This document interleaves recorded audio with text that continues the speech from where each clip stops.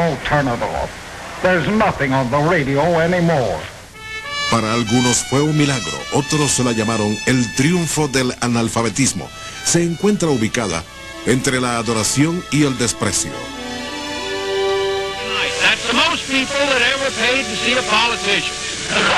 The whole thing is magically bizarre. I mean, when you think about it, I'm sitting in a room and I'm talking, and people are listening far away. I mean, it's like crazy.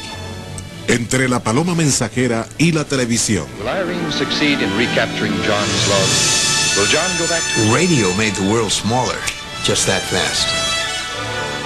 La radio existió y existirá. Para nosotros ya es algo que damos por sentado.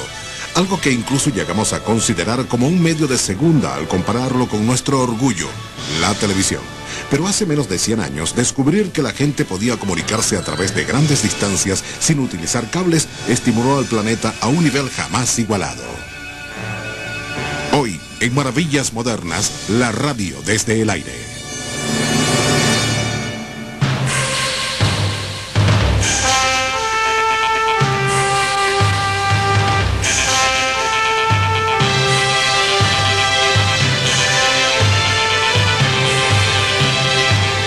Maravillas Modernas.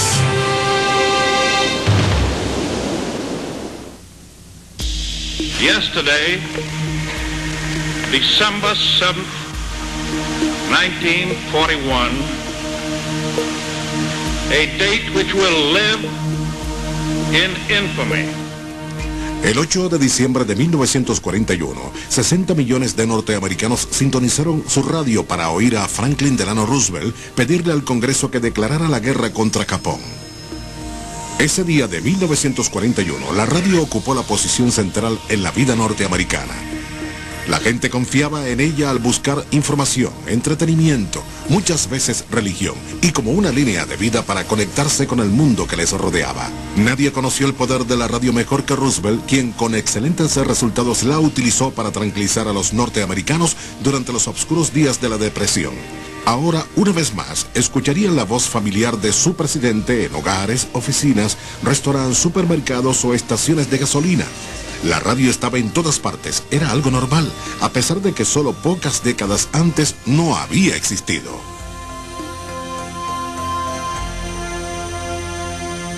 No fue Marconi.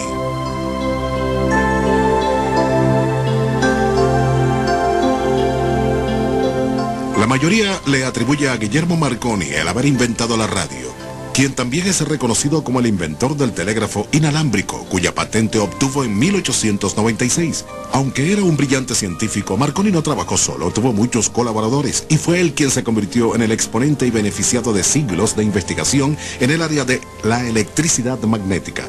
En cierta forma, es posible que Marconi sí descubriera la radio, pero descubrimientos previos realizados por una serie de grandes científicos y pensadores le dieron a Marconi muy buena idea de dónde buscar. La gran colaboración.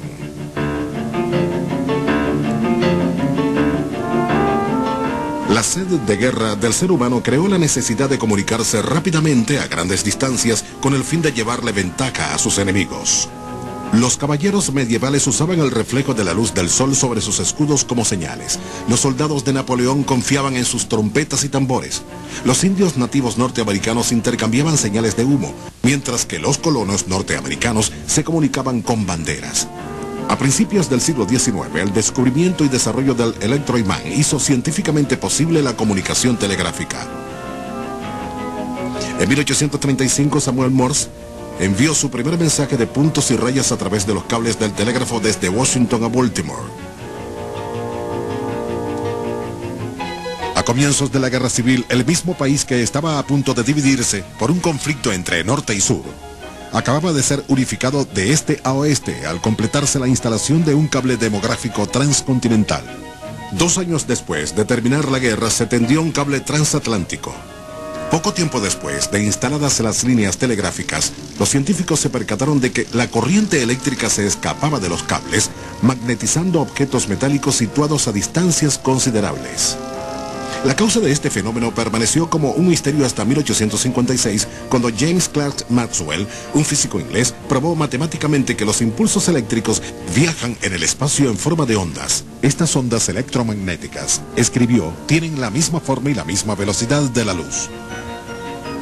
Well, I think the history of radio starts with a man named Clerk Maxwell in the 19th century, who really stands as one of the most important physicists of all time, and really as important as Newton. Clerk Maxwell postulated the existence of electromagnetic waves, which of course are responsible not only for sound, but for all of the light that we have around us. En 1887, Heinrich Hertz, un joven científico alemán, intentó aplicar la teoría de Maxwell. Creó un aparato que consistía en dos bolas de metal separadas entre sí por un pequeño espacio. Hertz conectó este artefacto a un carrete de cable, una batería, un interruptor y un envase de luz concebido para almacenar electricidad. Con solo activar el interruptor, Hertz logró que los electrones saltaran al espacio existente, alternando la polaridad de las bolas de negativa a positiva. Hertz llamó a este aparato un oscilador, porque la chispa oscilaba continuamente siempre que la corriente alterna fuera mantenida. Extendiéndose en su experimentación, Hertz conectó una bola de metal en cada extremo de un cable, creando una especie de lazo, pero dejando nuevamente un espacio entre los extremos. A continuación, acercó el lazo de cable al oscilador, pero sin tocarlo. Al encender el circuito del oscilador, una chispa saltó entre el espacio y el lazo. ¿Cómo podía suceder esto?, se preguntó Hertz, si el lazo y el oscilador no estaban conectados. La respuesta que Hertz especuló tenía relación con la existencia de ondas electromagnéticas. Estas ondas habrían viajado a través del aire del oscilador a la chispa. Este simple experimento se convirtió en la primera transmisión de radio. El oscilador de Hertz actuó como transmisor y su lazo de cable hizo de receptor. 5 años más tarde, Guillermo Marconi, de 18 años, leyó acerca de los logros de Hertz y al instante vio las posibilidades comerciales de la comunicación inalámbrica, especialmente para la industria de la navegación. Convirtió el tercer piso de su casa en un laboratorio y empezó a leer todo lo que caía en sus manos relacionado con ondas hertzianas. Su objetivo era comenzar donde Hertz y otros se habían detenido. His parents had a very large estate in Italy. His mother was a Jameson from the Irish Whiskey Company. And when Marconi could not get the Italian government interested in his wireless telegraphy, his mother took him to London and connected him with the British postal authorities. And they saw the potential of what wireless telegraphy would do and immediately snapped up the patent. A pesar de no haber tenido entrenamiento científico, Marconi fue capaz de incrementar la eficiencia del oscilador de Hertz a través de ensayo y error. Marconi agregó una antena conectada a tierra con la que logró enderezar las ondas, aunque nunca supo por qué. Posteriormente descubrió que elevando su antena podía ampliar la extensión de transmisión. Cuando se estableció en Inglaterra, Marconi ya había transmitido en código Morse vía inalámbrica a la impresionante distancia de 9 millas.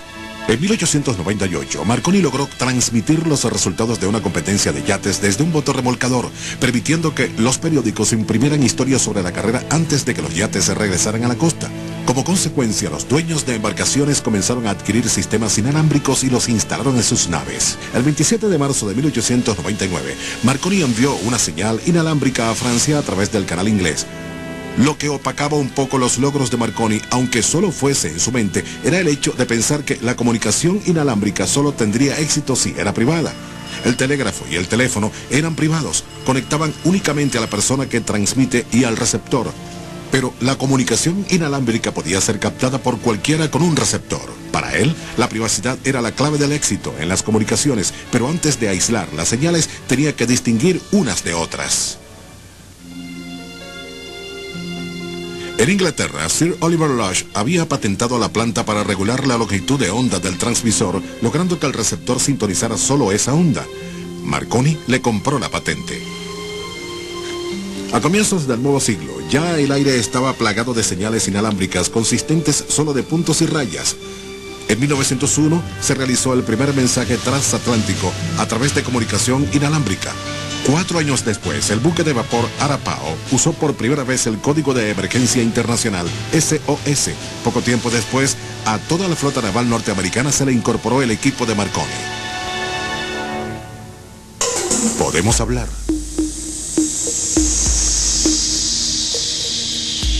En la noche de Navidad de 1906, operadores inalámbricos, tanto profesionales como amateurs del área de Brant Rock, Massachusetts, captaron una señal que jamás olvidarían. En vez de los usuales puntos y rayas, escucharon voces humanas y las cuerdas de un violín entonando un viejo villancico. El responsable de esta transmisión fue un científico llamado Reginald Aubrey Fessenden. When Fessenden first played his violin on Christmas Eve, and the signal operators first heard this music coming out,